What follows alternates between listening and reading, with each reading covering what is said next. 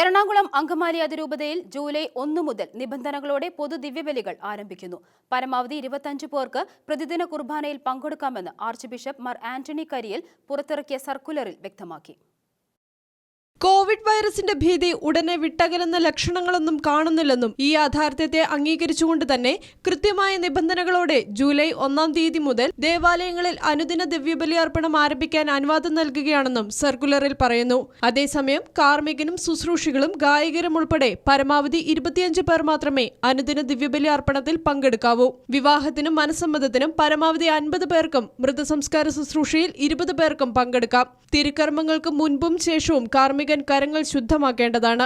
ആരാധനാലയത്തിലെത്തുന്നവർ mask ധരിക്കണം. വ്യക്തികൾ തമ്മിൽ 6 അടിയെങ്കിലും അകലം പാലിക്കത്തക്ക വിധമായിരിക്കണം ദേവാലയത്തിലെ ഇരിപ്പിടങ്ങൾ ക്രമീകരിക്കേണ്ടത്. ഓരോ ദിവസവും തിരുക്കർമ്മങ്ങളിൽ പങ്കെടുക്കുന്നവരുടെ പേര്, സ്ഥലം, ഫോൺ നമ്പർ എന്നിവ ഒരു രജിസ്റ്റർ ബുക്കിൽ കൃത്യമായി എഴുതി സൂക്ഷിക്കേണ്ടതാണെന്നും ആരോഗ്യ പ്രവർത്തകരോ പോലീസോ മറ്റ് അധികാരികളോ ആവശ്യപ്പെട്ടാൽ ഉടനെ നൽകാൻ സാധിക്കും വിധം ഈ രജിസ്റ്റർ വികാരിയച്ചന്റെ ഓഫീസിൽ സൂക്ഷിച്ചിരിക്കണമെന്നും സർക്കുലറിൽ പറയുന്നു. 10 വയസ്സിന് താഴെയുള്ളവരും 65 വയസ്സിന് മുകളിലുള്ളവരും രോഗികളും ഗർഭിണികളും പൊതുപരിപാടികളിൽ പങ്കെടുക്കാൻ പാടില്ല എന്ന സർക്കാർ നിർദ്ദേശം കൃത്യമായി പാലിക്കണം. ഇടവക അതിർത്തിക്കുള്ളിൽ രോഗവ്യാപന സാധ്യത കൂടുതലാണെന്ന് ഇടവക വികാരിക്ക് ബോധ്യമാവുകയാണെങ്കിൽ അതിരൂപതയിൽ നിന്ന് അനുവാദം വാങ്ങി നിശ്ചിത ദിവസത്തേക്ക് ദേവാലയം അടച്ചിടാവുന്നതാണെന്നും വ്യക്തമാക്കിയിട്ടുണ്ട്. ഷെഗേന ന്യൂസ് ബ്യൂറോ, കൊച്ചി.